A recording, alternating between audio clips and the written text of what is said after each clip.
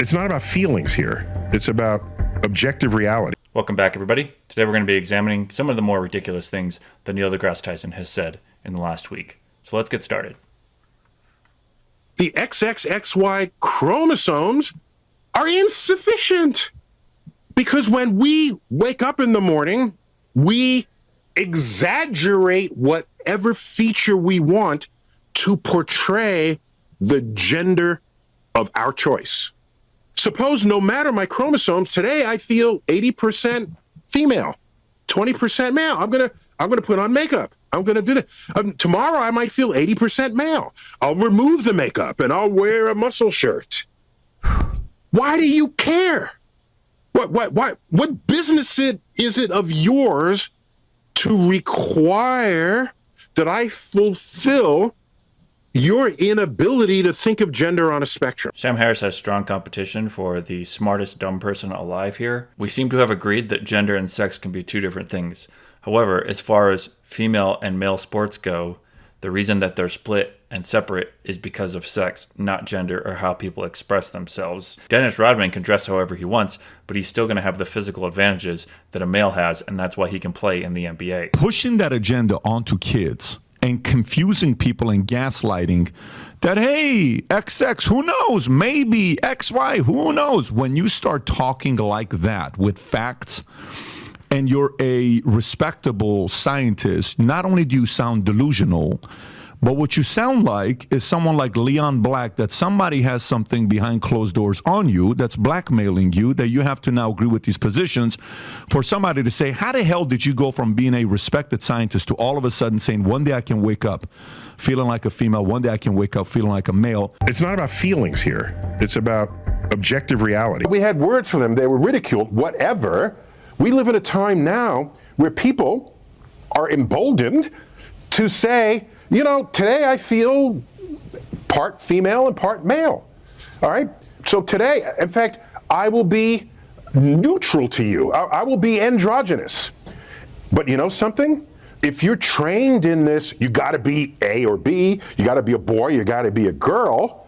You know what you're doing? You're taking your inability of your human mind.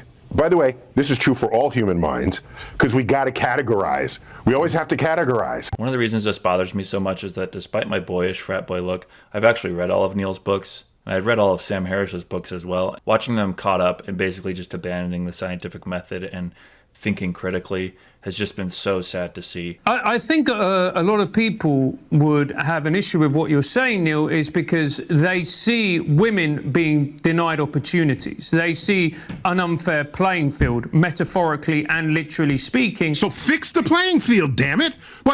Don't say it's an unfair playing field, so all of a sudden the big issue is trans women taking the slot of a woman in an unfair playing field. Fix the playing field. And you know something? The day you fix that playing field, this conversation will look completely ridiculous.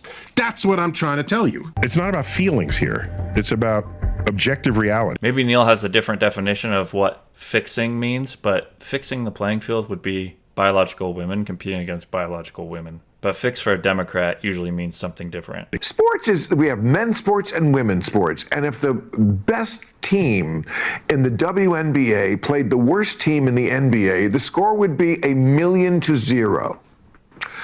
Can we organize society around that basic point with this, of course, proviso that we protect and respect people who do not fit into it? Let's segregate society between dark-skinned people and light-skinned people, because that nature made it that way, and that's how it is. This has to be one of the worst takes I've ever heard. Today, having separate bathrooms for black and white men is ludicrous, and it was ludicrous back then. However, having separate bathrooms for men and women today makes a ton of sense. Why does it make sense? Because perverts exist. Neil lives in a completely privileged world where he has never had to deal with predators other than himself. Allegedly. It takes 2 seconds to realize that an analogy like that is batshit crazy. The last time he was this batshit crazy was when he was blaming them on starting a pandemic. Real quick, if you haven't subscribed to the channel yet, please do. Hit that notification bell. Trying to get to 100,000 subscribers by the end of the year. I really appreciate it, guys, and let's continue. Serena Williams has been on record as saying that she would lose to the top 1,000 male tennis players. Yeah, So my that's point being, probably you correct. could be number 999 best in the world as a male tennis player, and become immediately, if you decided to identify as a woman, the greatest woman tennis player of all time. Is that fair? I don't think it is. Okay, so now watch. So it turns out, and I've done this, but others have done it as well, but I did it for myself to know it. If you look at world records from world-class athletes, let's say track and field, the 100 meters, men are about 10% faster.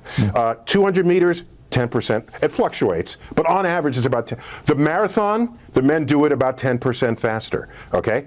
And you look at reflexes, it's about 10% faster. The way you have the biggest differences in weightlifting, but for speed and reflexes, it's about 10%. Neil wrestled in high school, so he should know that a 10% advantage is huge when it comes to competitive sports. I don't understand how he can know this, say this, and then act like there's nothing wrong with biological men competing in biological women's sports. Now, thankfully, Bill confronted Neil on this topic, but Neil continued to dodge the question. Not everyone needs to speak to this, but if you are the science communicator and people look to you as the science communicator and you cannot be honest, you're undermining the integrity of all science. You are creating a society that will distrust scientists. I really hope Bill starts bringing other scientists on the show. No more Neil. This is not helping. This is making things worse. Scientific American, the magazine. I remember when it was around when I was grew up with it, yeah. Grew up with it. Yeah. Okay. Well, their editor had to quit. You saw this. Yeah, I heard about it because she expressed some opinions, right? Yeah. Okay, sure, but it sure didn't sound scientific. It didn't sound like the person I would want to be running Scientific American. Okay. It was a rant on Twitter. Okay, I could read it to you. It's really ugly. You know, I apologize to younger voters that my Gen X is so full of fucking fascists. The editor-in-chief of Scientific American, Laura Helmuth, has stepped down after facing intense backlash over a profanity-laced tirade targeting Trump voters on election night. Helmuth announced her resignation on Blue Sky, writing, "I've decided to leave Scientific American after an exciting 4.5 years as editor-in-chief. I'm going to take some time to think about what comes next and go birdwatching." The controversy erupted after Helmuth called Trump voters fascists and mocked their election night celebrations. In one post, she referred to them as the meanest, dumbest, most bigoted high school classmates. The backlash was swift, with critics accusing Helmuth of being a political activist rather than a neutral leader of a 179-year-old science magazine. She deleted the post and apologized on November 7th, admitting her comments were offensive and inappropriate. The post resurfaced earlier this week on X, where Elon Musk, a vocal Trump supporter, chimed in, calling Helmuth a political activist who has taken over a scientific institution. Helmuth, a cognitive neuroscience PhD, became editor-in-chief in April 2020 and previously worked for outlets like Smithsonian, Slate, and The Washington Post. She leaves behind a legacy marred by controversy. Okay, I'm not. Okay, I'm not a gasket right there. Not for. All right. Yeah. I'm not for canceling anybody on either side. Yeah. So But here's what I think is the scandal. What? This is in Scientific American. Yeah. Less than a year ago. Inequity between male and female athletes is the result not of inherent biological differences between the sexes, but of biases in how they are treated in sports. That's nuts. And it sure ain't scientific, and it's in Scientific American. And that's why the Democrats lost the election. It's true. Bill, every 20 minutes on your platform, you come up with another reason why the Democrats lost. You already have the answer. They lost the election. So anything you say is why true. they did it. First of all, you don't watch this show, so you don't know that. I know you don't, and it's okay. But you talk as if you do, and you fucking don't. And that's okay. Just don't bullshit me. That's the one thing people can't ever do on this show is bullshit me. And that's fine. But I don't say that. I have very good reasons. But engage with the idea here. What I'm asking is, Scientific American is saying, basically, that the reason why an WNBA team can't beat the Lakers is because of societal bias. What you're saying is not Scientific American says that. An editor for Scientific American says that, who no longer has the job. So don't indict a 170-year-old magazine because somebody. Okay, this is called Scientific American, and they're printing something because someone enters the cesspool that is social media. Neil is clearly confused here. He's talking about the article from a year ago, not the social media post. He's talking about the article that made it into Scientific American that said women have a disadvantage because of society, not because of biology. And then participates in that exchange. So why can't you let's just talk about science? Why can't you just say this is not scientific and Scientific American should do better? Well, does she still have her job? No, not because of this. I said the scandal is not her tweet. The scandal, because that was like a year ago, was it? Why is he confused? Bill does not care about the tweet. It's the article. It's so crazy. Which one was a year ago? I think a year ago women still couldn't beat men in basketball or any other sport. And it wasn't because of society. You don't see a problem. By the way, long distance swimming, women might actually have the advantage. You can look into that. Yeah. Maybe long distance swimming, yes. Okay. Yeah. Just I've looked into it. Yeah. Well, I'm going to file you under part of the problem. I do not know a single person who wants to prevent people from dressing how they want or behaving how they want or choosing any name that they want. However, the problem is... So you don't... But you know such people are out there. I'm sure such people exist in the same way that there are people who believe that the Earth is flat and so on, but they're a tiny minority. They exist. It is I don't know how tiny they are, given the dialogue today. Fair but go point. on. Fair point. However, what I would say is that the conversation in the public consciousness has become prominent not between people who want to defend the right of anyone to dress how they want and the people who want to prevent that. The reason the conversation has become an issue is that we assign and allow certain privileges to people based on their sex. If you are female, you get to go to places that only other females are in, like changing rooms and toilets and so on. If you are female, you get to compete only with people of your sex because females are at a disadvantage in physical competition to males in almost every sport. In other words, we carve out certain areas where your sex matters tremendously, even though we may respect your right everywhere else to believe that you are whatever you are, to dress however you are, etc.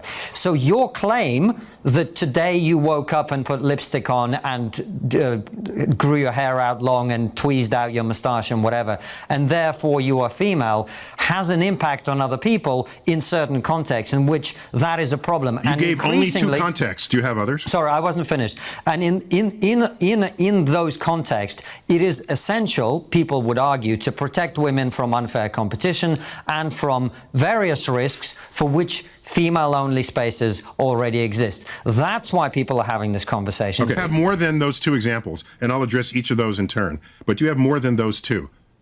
Probably not. Okay. So I'll address them. Sports is very important. You said that. Female-only spaces. I remembered. So, but you don't seem to have a third example. So, and even if you...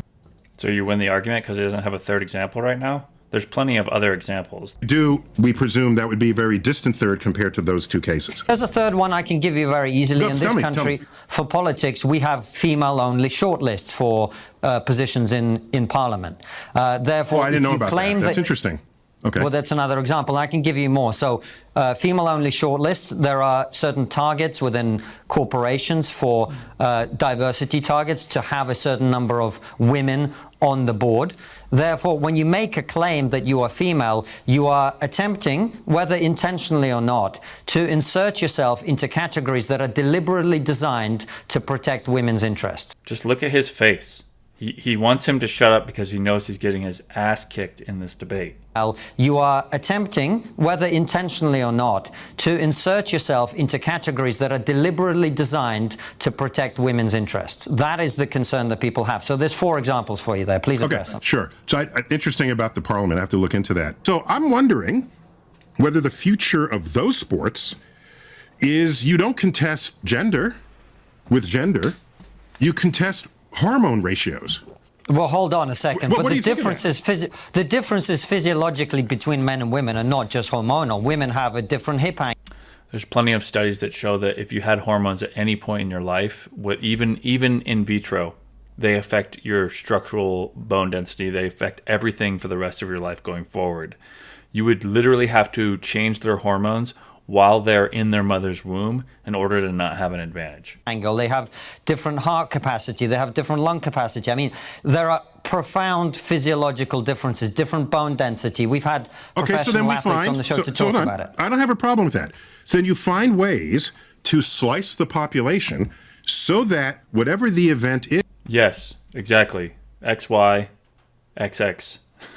Let me know what you think down in the comments below. Thank you for watching the video. Don't forget to subscribe, give this video a like, share it with your friends, and we'll see you in the next one. Check out the limited time Trump merch down below.